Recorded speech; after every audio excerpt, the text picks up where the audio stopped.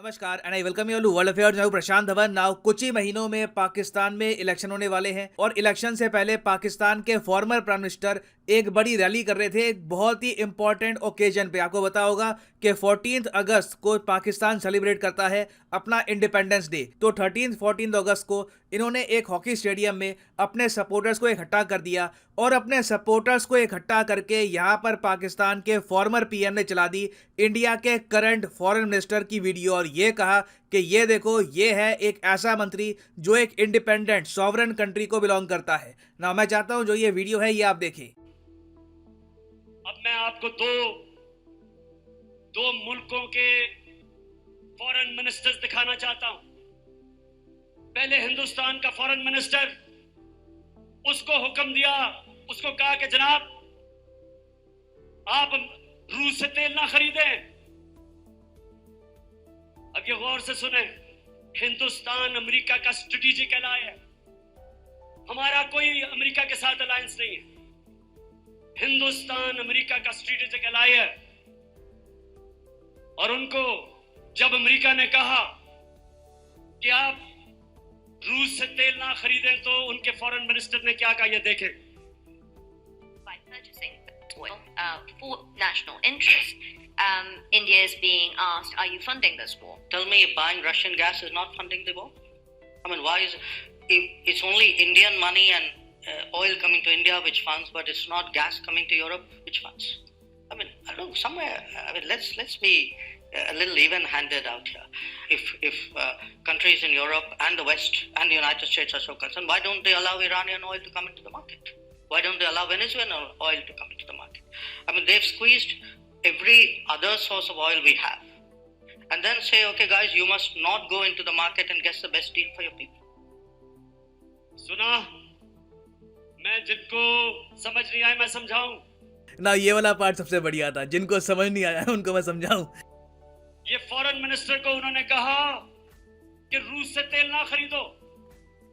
उसने आगे से कहा, तुम कौन होते हो मैं कहने वाले? यूरोप खरीद रहा है तेल उनसे, हमारे लोगों की जरूरत है, हम खरीदेंगे। ये होता है आजाद मुल्क। हमारे जब इनको ये जो इंपोर्टेड हुकूमत ये जब आई तो हमने उनसे बात कर ली थी रूसियों से सस्ता तेल खरीदने की, लेकिन इनकी हिम्मत नहीं थी। यहां तेल की, पेट्रोल डीजल की कीमत आसमानों पे। वैसे मैं आपको ये बता दूं कि मैंने कभी भी मैंने ये देखा नहीं है कि इंडिया के विदेश मंत्री को इतनी शोहरत मिल रही हो इंटरनेशनली। और स्पेशली देखो पाकिस्तान में आपको पता होगा वहाँ पे एक काफ़ी एंटी इंडिया सेंटिमेंट है। वहाँ पर भी डॉक्टर एस जयशंकर की जो इज्जत है, it is quite astounding to see, historic है अपने आप में। मैं कहूँगा कि पाकिस्तान की इलेक्शन रैलीज में इंडिया के विदेश मंत्री का स्पीच इंग्लिश में प्ले किया जा रहा है। तो इस वीडियो में हम डिस्कस करेंगे कि क्या genuinely since India oil purchase कर रहा है रशिया से, क्या उसी के बेसिस पर पाकिस्तान भी कह सकता है कि हम भी सस्ता ऑयल परचेज करेंगे? क्या पाकिस्तान के पास जेन्युइनली ऐसी ऑप्शन है? और क्या यही एक चीज़ है जो पाकिस्तान को डिस्टिंग्विश करती है फ्रॉम एन इंडिपेंडेंट कंट्री? तो काफ़ी कुछ यहाँ पे आपको जानने को मिलेगा, मगर आगे बढ़ने से पहले आपसे एक क्वेश्चन पूछूंगा। क्वेश्चन यहाँ पर यह है कि रिसेंट कॉमनवेल्थ गेम्स 2022 में भारत की मेडल टैली में रैंक क्या थी? ये है यहाँ पे आपकी ऑप्शन, 3rd, 2nd, 4th या फिर 7th। कमेंट सेक्शन में करिए उत्तर। सही आंसर मैं आपको दूंगा वीडियो के अंत में। नाउ पाकिस्तान में इन्फ्लेशन आप अगर देखो तो 24-25% के आसपास पहुंच चुकी है। फ्यूल बहुत ही ज्यादा महंगा है पाकिस्तान में। आप सेम केस देखोगे बांग्लादेश में, श्रीलंका में। इंडिया परहैप्स अकेला देश है जहां पर सरकार ने भी काफी रोल प्ले किया है, काफी जगह टैक्सेस कम किए हैं और हमने कैसे भी करके मैनेज किया है कि पेट्रोल डीजल जरूरत से ज्यादा महंगा ना हो जाए। इंटरनेशनल लेवल पे जो प्राइसेस चल रहे हैं वो प्राइसेस हमारी जनता को पे ना करने पड़े। तो पाकिस्तान के फॉर्मर पीएम यहाँ पर ये कह रहे हैं कि अभी जो करंट गवर्नमेंट है पाकिस्तान में ये बहुत ज्यादा प्रो यूएस है। एक्चुअली यूएस ने ही ये गवर्नमेंट सेटअप करी है, इसलिए ये लोग रशिया से ऑयल परचेज कर नहीं रहे। देखो रियलिटी ये है कि पाकिस्तान की करंट गवर्नमेंट ने भी काफ़ी बार कोशिश करी रशिया से ऑयल परचेज करने की। यहाँ पर आप देख पाओगे Pakistan open to buying cheap Russian oil if no sanctions imposed. ये देखो डर आज के समय हर छोटे देश को है कि यूरोपियन यूनियन और यूएसए के सैंक्शन लग सकते हैं अगर ये लोग रशिया से ऑयल परचेज करते हैं। और ये डर सिर्फ पाकिस्तान में नहीं है, रिसेंटली हमने देखा है कि यूएसए ने अफ्रीका को भी वार्निंग दी है कि किसी भी अफ्रीकन कंट्री ने अगर रशियन ऑयल परचेज किया तो उस कंट्री को यूएस दंडित करेगा। इन लोगों ने कहा है कि फर्टिलाइजर आप परचेज कर सकते हैं, ग्रेन आप परचेज कर सकते हैं, क्योंकि लिटरली इसके बिना लोग भूखे मर जाएंगे, मगर बाकी जगह फ्यूल में आपको कोई भी रशियन ऑयल परचेज नहीं करना। और आप नोटिस करेंगे दुनिया में बहुत ही चुनिंदा कंट्रीज हैं जो इतने ज्यादा इंटरनेशनल प्रेशर के बावजूद लगातार रशिया से ऑयल परचेज कर रहे हैं। और इसका रीजन पता है क्या है?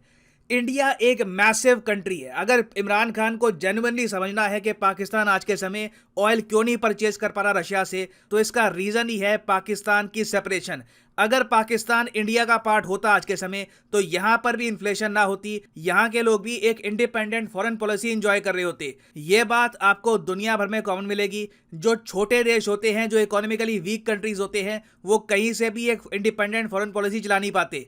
इमरान खान के टाइम में भी आप अगर देखो तो कोई ऑफिशियल एग्रीमेंट साइन हुआ नहीं था पाकिस्तान और रशिया के बीच में ऑयल का। इमरान खान ने कहा कि कोई चिट्ठी आई थी वगैरह, but in reality no official agreement was ever signed. अब यहां पर आप पूछ सकते हैं मगर पाकिस्तान को कौन सा प्रेशर है यूएसए का, सिंस पाकिस्तान आज के समय काफी हद तक प्रो चाइना बन चुका है, चाइना के साथ खुद को इन्होंने अलाइन कर लिया है। देखो यूएसए की जो वार्निंग है, यूएसए का जो प्रेशर है, ये इंडिया पे भी आता है, मगर हम इसको इग्नोर कर देते हैं क्योंकि हम इतने ज़्यादा डिपेंडेंट हैं नहीं यूएसए पर अपने इकोनॉमिक सर्वाइवल के लिए। अब फॉर एग्जांपल रिसेंटली हमने देखा कि पाकिस्तान के आर्मी चीफ को खुद यूएसए को कॉल करना पड़ा, किस लिए? ताकि international monetary fund loan disburse कर पाए पाकिस्तान की गवर्नमेंट को। अब आप सोच कर देखिए, ये काम पाकिस्तान की मिलिट्री संभाल रही है, तो क्या आज के समय इंडिया को आईएमएफ की आवश्यकता है? क्या इंडिया के आर्मी चीफ, हमारे प्रेसिडेंट, प्राइम मिनिस्टर यूएसए को फोन करते हैं रिक्वेस्ट करने के लिए कि प्लीज जो हमारा लोन है ये रिलीज करवा दो? तो इसका आंसर है नहीं।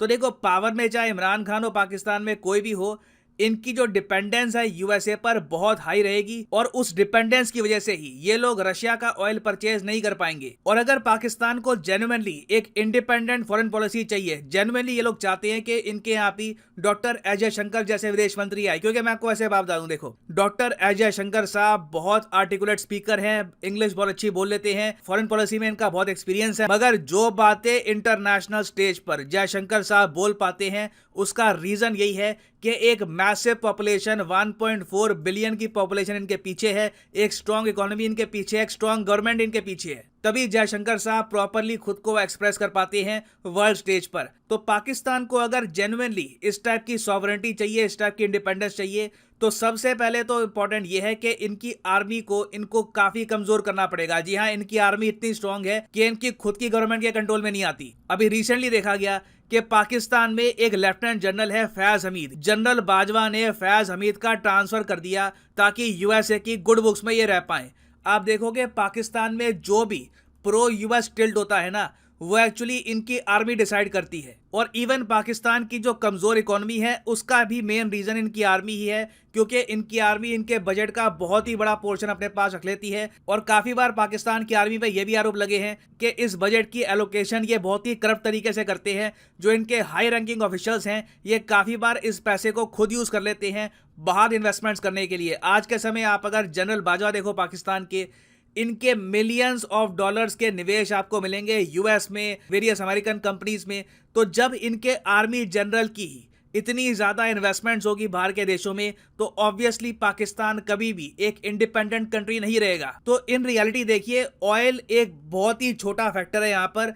अगर पाकिस्तान को जेन्युइनली इंडिया की फॉरेन पॉलिसी फॉलो करनी है तो इंपॉर्टेंट यह है कि इनकी मिलिट्री अपना रोल समझे और गवर्नमेंट को ओवर पावर करने की कोशिश ना करे। मगर प्रॉब्लम यह है कि इमरान खान ये बात भी खुल के बोल नहीं सकते, क्योंकि पाकिस्तान की सरकार ने मिलिट्री के दबाव में आकर एक लॉ पास कर रखा है कि कोई भी अगर इंसान पाकिस्तान में इनकी आर्मी के खिलाफ ओपनली स्टेटमेंट देगा तो सीधा उसको हो जाएगी जेल। इस डर से आप देखोगे पाकिस्तान में काफी बार लोग खुल के आर्मी का नाम नहीं लेते। पाकिस्तान में काफी बार ये लोग कहते हैं एस्टैब्लिशमेंट, कि एस्टैब्लिशमेंट किसके साथ है, एस्टैब्लिशमेंट क्या कर रही है। तो अभी मैं आपको बता दूं, आने वाले इलेक्शन में अगर मान लीजिए इमरान खान जीत जाते हैं, पावर में आ जाते हैं, तब भी रशिया का सस्ता तेल पाकिस्तान परचेज नहीं करने वाला जब तक पाकिस्तान की आर्मी मेन पावर संभालती है पाकिस्तान में। ना वापस आते हैं क्वेश्चन की तरफ कि इंडिया की रैंक क्या थी रिसेंट कॉमनवेल्थ गेम्स 2022 में। तो सही उत्तर यहाँ पे है option C is the right answer. 4th है इंडिया की यहाँ पर रैंक, याद रखिएगा, it is quite important for exam perspective. और फाइनली यहाँ पर मैं ये भी ऐड कर दूं कि लाइफ में अगर आप एक बार प्रॉपरली यूपीएससी एग्जाम की तैयारी करना चाहते हैं, किसी भी एग्जाम की तैयारी करना चाहते हैं, चाहे IIT हो, बैंक हो,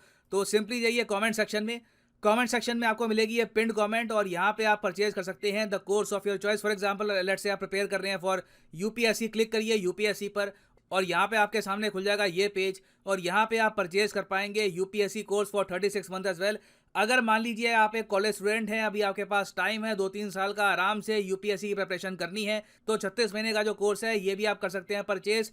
मगर जो प्राइसेस यहाँ पर लिखे हैं ये पे करने की जरूरत नहीं है, सिंपली यहाँ पर कोड यूज करिए PD10 and the prices will start falling. So use the code PD10 and save money. So इसी नोट के साथ ये है वीडियो का अंत। Thank you for listening and as always God bless you all.